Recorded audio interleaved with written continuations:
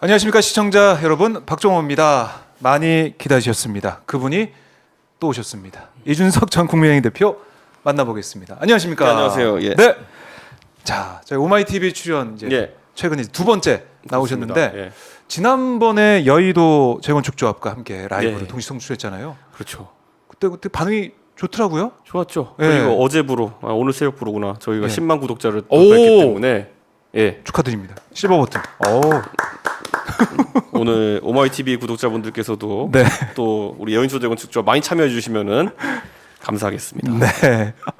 여의도 재건축조합 네. 요즘에 핫한 유튜브 네. 이준석 전 대표가 이끌고 있는 유튜브 채널도 많이 사랑해 주시고요. 또 여의도 재건축조합 보시면서 오마이TV 구독하신 분들도 예, 맞습니다. 오셔가지고 구독 많이 해주시면 저희가 나눠드릴 게 있을지 모르겠지만은 그러면 있을 거예요. 예. 같이 나눠서 예. 좋아요. 이 영상 보시면서 좋아요 버튼 눌러야 또 좋은 거 아시죠? 네. 그것도 좀 눌러주시면 고맙겠습니다. 자, 저희가 할 말이 너무나 많기 때문에 네. 바로 좀 들어가 봐야 될 것 같은데 네. 방금 전까지 저희가 이뇨한 혁신위원장의 기자회견 여러분께 생중계로 보내드렸습니다. 자, 혁신이 인선이 됐는데 어떻게 좀 평가를 하십니까? 아마 이 혁신이 멤버를 가지고 혁신을 하자는 생각은 아닌 것 같습니다. 그래요? 왜냐하면 우선 의원들 중에서 최선임이 누가 들어가느냐가 중요한데 이런 조직은 왜냐하면은 혁신위원장이 정치 경험이 없고 네. 그다음에 그럼 원내와의 소통이라는 걸 담당할 사람으로 보통 간사 역할을 하는 최선임 국회의원이 누구냐를 보게 되는데 하필이면 박성중 의원이네요. 네. 네. 그렇습니다. 그러니까 박성중 의원이 혁신의 주체가 될 것이냐 혁신의 대상이 될 것이냐가 사실 혁신의 운명을 가르는 것인데 우선 박성중 의원을 개인적으로 다 다르게 평가하시겠지만은 네. 저는 혁신의 대상으로 봅니다. 그래요. 어쨌든 그러면 이 혁신은 박성중을 치는 것은 못합니다. 그렇죠. 그러니까 박성중보다 괜찮으면 못 날리는 겁니다. 근데 박성중 의원이 우리 당의 의원 예를 들어서 한 110명 중에 랭킹을 매겨보자면요. 네. 저는 되게 아래쪽에 놓거든요. 그러니까 이 위로는 다 못 건드린다는 거예요. 어느 정도로 놓으세요? 뭐 최하 등급이죠. 근데 박성중 의원보다 잘하는 사람 못 건드리는 겁니다. 예. 야, 나는 안 건드리고 박성중이가 나한테 손가락질해 이렇게 되는 거예요. 만약에 건드리면은. 그 소위 말하는 윤핵관도 포함이 되나요? 이거는 호소인이니까 윤핵관보다 아래죠. 이거 등급이. 그러니까 그러면 윤핵관을 날릴 수 없다. 못 건드리죠. 거기에 예를 들어 우리가 이제 보면 특정인을 저격하는 혁신안들이 나올 수 있지 않습니까? 예를 들어 네. 얼마 전에 누가 했는지 모르겠지만은 그 가족이 문제가 있는 사람은 뭐 공천할 수 없다 이런 거. 그러면 윤핵관 중에 누가 걸린다고 생각하는데 많은 사람이 네. 그 얘기를 박성중 의원이 할 수 있을까요? 딱 이걸 보고 박성중 의원이 제일 이제 오늘 기자들한테 공개가 된 명단에서도 제일 위에 있어요. 제일 뭐 네. 선임이죠. 네. 재선 의원에다가 네. 돼 있군요. 김경진, 뭐 오신환 이렇게 저희가 좀 알만한 사람은 정치인들 이렇게 돼 있는데. 아니 김경진 의원은 그 민주당에 입당하겠습니다 현수막을 걸고 무소속 뛰신 분인데 그 유명한 사진이 있거든요. 그거 한번 자료 사진 찾아주시면 띄워보면 재밌을 것 같은데. 네. 그러니까 제가 대구 가가지고 뻐꾸기론을 얘기했잖아요. 그러니까 지금 가장 위험한 건 뭐냐면은 지금 조선일보도 그렇고 보수 진영 쪽에서 김한길 이름 뜰 때마다 사람들이 확 달아오릅니다. 네. 근데 그게 무슨 의미인지를 좀 알아야 될 텐데 네. 제가 늘상 얘기하지만은 윤석열 대통령은 진보 진영에서는 국민의당 계열 그리고 보수 진영에서는 친이계밖에 쓸 수 없는 그런 구조적인 한계를 지금 인사에 갖고 있어요. 그래서 친박에서는 옛날에 자기가 다 모욕감을 주는 수사까지 해가면서 다 쳐냈기 때문에 친박계는 못 쓰고 친노 친문이라고 하는 그 주류 세력이나 이재명계와 가까운 사람들은 본인이 어쨌든 문재인 대통령의 검찰총장이었는데 틀어지면서 같이 할 수 없는 상황이 됐고 그러다 네. 보니까 양진영의 마이너들만 쓰는 겁니다. 하하. 그래서 김경진 의원 인선도 아까 보니까 이뇨한 위원장은 좀 개인적인 인연을 또 강조하기도 하더라고요. 뭐 오래 알고 지냈다 이런 얘기도 하던데 이 김경진 전 의원이 이제 포함이 돼 있고 오신환 전 의원 같은 경우는 어떻습니까? 좀 그러면은 개혁적인 탈유승민계 인사죠. 탈유승민계 인사다. 그러니까 유승민계라고 하는 쪽에서 벗어나서 네. 오세훈 시장 쪽으로 붙어 있는 분이고 아하. 그래서 이제 거기서 그 정도 평가가 가능한 거죠. 근데 그 정도 오신환 의원이 네. 어느 정도의 영향력이 있을지 모르겠지만은 글쎄요. 저는 오신환 의원이 만약 대통령이 할 말을 할 거였으면 벌써 했을 거라 생각하거든요. 네. 그런데 아직까지는 그런 이력이 없습니다. 어허. 근데 방금 백불에서 이뇨한 위원장이 내가 원래 남 얘기 안 듣는 사람이다. 그러니까 이제 누구의 어떤 압박을 받지 않고 본인이 직접 인선을 했다는 취지로 얘기를 했거든요. 좀 어떻게 보세요? 추천을 받았다 뭐 이렇게 얘기하더라고요. 인사들을. 근데 자기 아는 사람 김경진밖에 없다면서요. 그러니까 압력을 받지 않고 아는 사람은 김경진밖에 없는데 인사를 했다는 거는 말이 안 되는 거거든요. 압력을 받지 않았다는 건 내가 주체적으로 사람들을 끌어들였다는 건데, 근데 내가 아는 사람 김경진밖에 없다면 이거부터 모순이잖아요. 그러니까 모르는 사람을 어디 뭐 네이버 검색을 뽑았습니까? 뭐 추천을 받았다고 하니까. 그러니까 그 추천이란 게 뭐겠어요? 그게 당 대표가 추천하거나 대통령이 추천한 압력이죠. 그게 어떻게 압력이 아닙니까? 그러니까 누구한 추천 받은지 모르겠으나 네. 어쨌든 여기서 아는 사람은 김경진밖에 없다라는 말이 보통 혁신위원장을 들어가면은 굉장히 그립이 세야 되거든요. 그렇죠. 근데 다 안에 지금 보면은 당장 박성중은 하나도 컨트롤 안 될 겁니다. 저분이 얼마나 반개혁적인지는 제가 겪어봐서 압니다. 네. 옛날에 시험 보자 뭐 이런 거 하면 전부 다 반대하는 그런 유거든요. 네. 그러니까 이제 겪어보시면 압니다. 이제. 예. 그래요. 그다음에 이제 다음 인선들을 쭉 보면은 네. 사실 청년들 네. 또 여성들 많이 들어갔어요. 그래서 이걸 가지고 뭐 일부에서는 뭔가 새롭다, 신선하다. 이 청년들의 목소리가 잘 반영이 돼서 혁신이 되는 게 아니냐 이런 기대를 가진 분도 있을 것 같은데 어떻게 평가하십니까? 저거는 비례대표 명단이지 저거는 혁신위 명단이 아니에요. 예. 보통 비례대표 인선할 때 네. 저런 분들 많이 찾아다닙니다. 예. 그러니까 저거는 비례대표 명단이지 저거는 혁신위 명단이라고 하기에는 혁신위는 지가 지금 사직생의 각오로 뭔가 개혁안을 내고 붙어야 되는 조직인데 네. 뭐 가보니까 뭐 저분들 뭐 좀 개인적인 친분 있고 이러신 분들이 있어요? 아는 분은 좀 있는데 인스타그램이나 페이스북 이런 데 벌써 사람들이 털어가지고 가보니까 재밌게 사시는 분들이더라고요. 그냥. 그래요? 예. 그러니까 재밌게 사시는 분들이에요 그냥. 제일 재밌었던 부분이 뭐예요? 아니 제가 지금 개인을 특정해서 뭐 언급하긴 그렇고 근데 정치적인 치열함과는 거리가 있는 분들인 것 같다. 정치적인 치열함. 예. 아니 그냥 그러고 보니까 이준석 대표도 2014년에 혁신위원장 하셨잖아요. 예, 예. 그래서 좀 궁금한 게 그때 청와대로부터 축하난 받으셨어요? 안 받았죠. 아 이거 왜 여쭤보냐면 네. 그러니까 재밌는 게 이제 그 이진복 수석이 네. 어제 당사에서 인요한 혁신위원장 만난다고 하면서 축하난 들고 왔거든요. 네. 예, 그러면서 이제 만났어요. 그러니까 그때 기자들이 좀 의심했던 게 이거 어떤 대통령실의 얘기를 좀 전하려 오는 거 아니냐 뭐 그런 얘기를 했었는데 그 이진복 수석은 좀 부인했어요. 이제 대통령실에서는 총선 공천 당 운영 개입할 일 없을 거다 이렇게. 다른 사람이 아니라 이진복 수석이 그렇게 얘기하면 신빙성이 떨어지는 게 전당대회 개입에 거의 주도권을 가지고 했던 사람이잖아요. 그런데 당에 관심 없다고 하면은 그거는 오히려 말이 안 되는 거죠. 그리고 혁신위는요 지금 성공하기 위한 첫 번째 일성이 대통령께서 통치 스타일을 바꿔야 된다라는 그 국민들이 너무 듣고 싶어하는 당연한 말을 하고 시작해야 그래도 관심이 끌 수 있는 거거든요. 네. 근데 지금은 그런 내용이 없을 거예요. 지금 이미 인요한 위원장이 며칠째 기자들 앞에 섰는데 그런 내용이 없잖아요.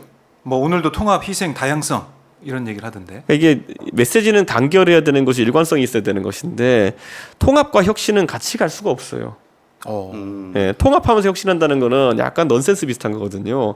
지금이 예를 들어 평시도 아니고 명백하게 윤핵관과 윤 대통령이 1년 반 동안 당과 국정에 대해서 어떻게 했는지를 국민들이 평가한 다음 시점이라는 거예요. 근데 이걸 통합하고 간다는 거는 무슨 의미인지 잘 모르겠는 거예요, 사람들이. 예. 그러니까 대통령께서도 뭐 노선을 어떻게 전하는지 두리뭉실하게 말씀하시고 뭐 반성이라는데 반성을 하는 대상이 뭔지 잘 애매하고 김한길 위원장의 무슨 뭐 국민통합 개혁 그 국민통합위원회에서 나온 안을 받아들이지 않아서 참 유감스럽다라는 그런 얘기를 했는데 국민들은 정작 그 안이 뭔지도 몰라요 지금. 그렇죠. 그러니까 뭔가 김한길 위원장과의 서로 대화를 하고 계신 거예요. 그 공적인 자리에서. 내가 미안한 거는 그때 김한길 위원장의 아이디어를 들었을 걸 하는 거를 마이크 잡고 하시는 거예요. 근데 저는 아직도 몰라요. 김한길 위원장이 무슨 안을 제시했고 대통령이 뭘 거부해서 대통령이 후회하시는지를 네. 뭐 대충 누가 얘기는 하던데 별로 그게 대단한 일인가라는 생각이 들거든요. 그러니까 이게 지금 되게 웃긴 게 뭐냐면은 그 공개 방송으로 그냥 서로 카톡하고 계신 거예요, 김한길 위원장이랑.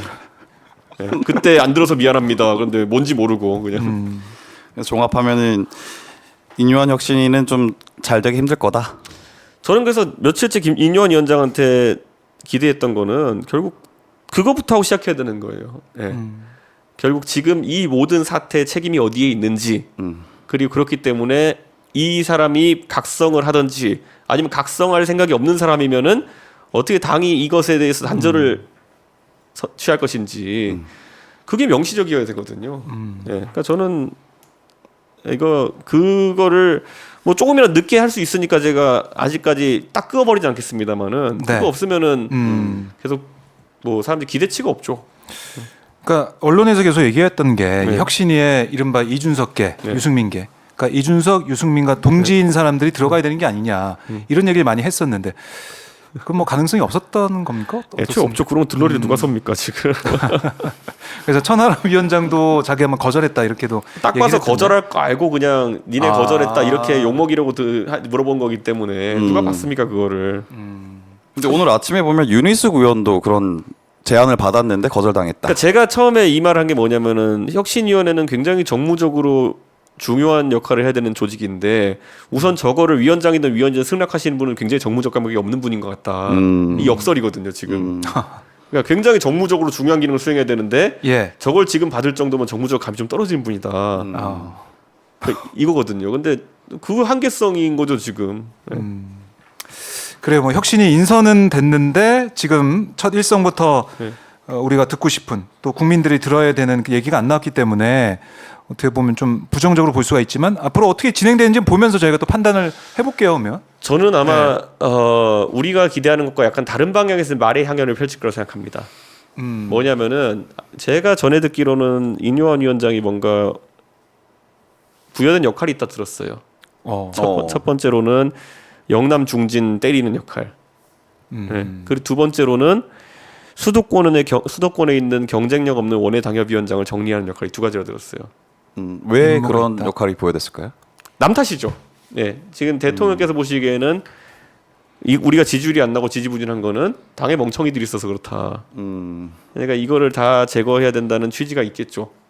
그런데 이게 얼마나 이제 위험한 리스크냐면요. 지금 부산만 하더라도 PK 지역에서 서부산 지역과 부산 가까이에 있는 경남 지역, 김해 양산 같은 경우에는 현지에서 저한테 전달하는 말 들어보면은 굉장히 위험하다 선거가. 그런데 지금까지는 예를 들어 양산 같은 것만 하더라도 문재인 대통령 거기 가 계시고 원래 민주당에서 좀 당세가 센 곳인데 지금 거기에 의원하고 계신 윤영석 의원이 워낙 개인기가 뛰어나가지고 버티고 있는 곳이라는 거죠. 그러니까 윤영석 의원 같은 분은 양산의 인기가 되게 좋아요. 그런데 지금 저들이 타박하는 3, 4선, 5선 의원 명단에 있다는 거죠. 예. 이미 윤영석 의원 아니었으면 벌써 한 4년 전에 뺏겼을지도 모르는 곳이에요. 그러면 그 옆에도 이제 가보면은 김해 같은 데도 그렇고 창원도 그렇고요. 네. 이런 데 이제 타박하기 시작했거든요. 저는 싸움 날 거다 이제. 네, 싸움 날 거다. 네. 근데 뭐 다음 주에 혁신이 첫 일정으로 광주 5.18 민주묘지를 참배한다. 네. 그래서 언론에서 비교를 하는 게 김종인 전 비대위원장이 갔던 거. 지금 보시면 혁신이라는 것이 이제 강서북을 패배 이후 2주가 지났는데 그냥 제가 느끼는 건 뭐냐면 살라미 지연이 굉장히 계속되고 있다. 살라미 지연 전술? 예, 보통 당협위원회는요 오늘 위원장 발표하면 내일 위원 발표하고 그 다음에 바로 첫 행보 그 다음 날이에요. 길어야 3일 안에 다 끝나요. 근데 뭔가 계속 하나 할 때마다 일주일씩 걸리잖아요. 그만큼 고심을 하겠죠. 아니 그게 뭐냐면요 지금 이 위원회 역할은 어떻게든 12월까지 넘기는 역할로 이제 간 겁니다. 징검다리식으로. 그러니까 꾸역꾸역 하면은 왜냐면 12월쯤 되면은 네. 예비 후보 등록 시작하고 그러면 현역 의원들이 내부에서 반란을 못 일으켜요. 아하. 바로 공천 신청을 해야 되는 판단이 되게 되는 것이고 그 다음에 결국 지역구 가서 이제 시간을 보내야 되니까 전국에 끝나면 여의도 사람이 없어요. 그럼 자연스럽게 이제 그냥 책임론이 이런 거 다 묻고 가겠다 이런 거거든요. 근데 이게 이제 한심한 거죠. 그러니까 지금 수도권에 불나서 이제 난리 났는데 딱 영남식 시간 재는 거죠 지금. 네. 영남을 어떻게 할 것이냐. 거기에 초점을 맞춰서 시간 끌기 하고 있다. 영남 의원들은요, 네. 이건 다 상관권이에요. 그러니까 영남 의원들 내가 아직도 공천 받으면 된다는 생각 갖고 있는 거고 수도권은 야 이거 판 갈아엎지 않으면 수도권은 의미가 없는 선거인데 뭐 이렇게 돼가고 있는 거거든요. 공천 받아도 당선이 안 된다. 이런 생각 하겠죠. 아니, 그렇게 봐야겠죠. 이번에 아마 박 기자가 취재가 된지 모르겠지만은 수도권 지역의 다른 혁신위원 제안받은 사람 다 거절했습니다. 다들 안 하고 싶어하는 분위기였죠. 네, 실제로 거절한 사람들이 네. 꽤 있어요.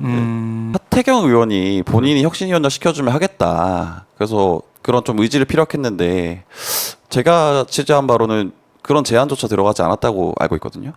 어떻게 보세요? 그러니까 이런 거죠. 혁신위원장의 하태경 의원을 못 앉히는 이유는 진짜 하태경은 혁신하겠다 날뛸까봐 그러는 거죠. 네, 이게 되게 역설인데 혁신위원장에 혁신할 사람이 들어가면 피곤하거든요. 그러니까 혁신할 것 같으니까 혁신위원장 안 되는 겁니다. 특히나 지금 하태경 의원이 네. 수도권으로 출마하겠다고 선언을 한 상황이니까. 하태경은 하여튼간 저랑 굉장히 뭐 여러 가지를 공유하고 있지만 하태경은 가면 뭐든 하거든요. 어쨌든. 그러니까 혁신할 것 같으니까 혁신위원장 하면 안 되는 거예요. 이게 역설인 거예요 지금. 재밌네요 그 네. 부분. 네가 언제 혁신하라고 거기 가라 그랬냐 그런 건데 갑자기 혁신하겠다고 하태경은 이렇게 하니까 쟤부터 빼고 시작하자 이렇게 하는 거죠. 네. 그렇죠. 뭐 수도권 출마하는 그 선언을 했는데 혁신위원장 가면 당연히 뭘 바꾸고 뭐 대통령한테 뭐라고 하고 당 대표한테 뭐라고 할 텐데 당연히 안 받을 것 같다. 이게 예전에 그 그래도, 김용태 네. 혁신 이런 것도 있었어요. 네. 예. 근데 이 약간 그 당시 기준으로 새누리당에서 젊고 이제 한 재선 의원쯤 되는 사람들의 공통점이 뭐냐면 하태경, 김용태 뭐 이런 분들 어디로 메시지 발산할지 모른다. 과거의 원희룡도 그랬고요. 그냥 그런 게 있어요. 그래가지고 예전에 제가 기억나는 게 뭐냐면 국회 잔디밭에서 제가 그때 바른정 나가기 직전이었던 것 같은데 그냥 그냥 뭐 밥 먹고 그냥 걸어다니고 있는데 네. 갑자기 누가 쌩 하고 달려가요. 그 당시 정론관이 국회 본관이 있었어요. 국회 정론관이 쌩 하고 누가 달려가요. 네. 그 다음에 누가 뒤에 쫓아가면서 용태야 이러면서 쫓아가요.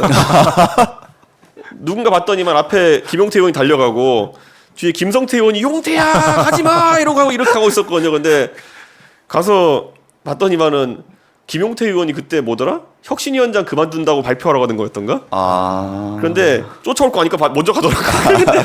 근데 약간 그런 분들이라 가지고 제가 봤을 땐 김용태, 하태경 이런 분들은 시키면 진짜 혁신한다고 할 것 같아가지고 안 시킬 거다. 네. 코미디네. 코미디. 역설이네요, 네. 진짜. 아 그래요. 이뇨한 혁신이 자 뭐 시작부터 글쎄 뭐 기대는 좀 많이 안 하게 되는 그런 인선이 좀 나오고 있다. 이런 것이고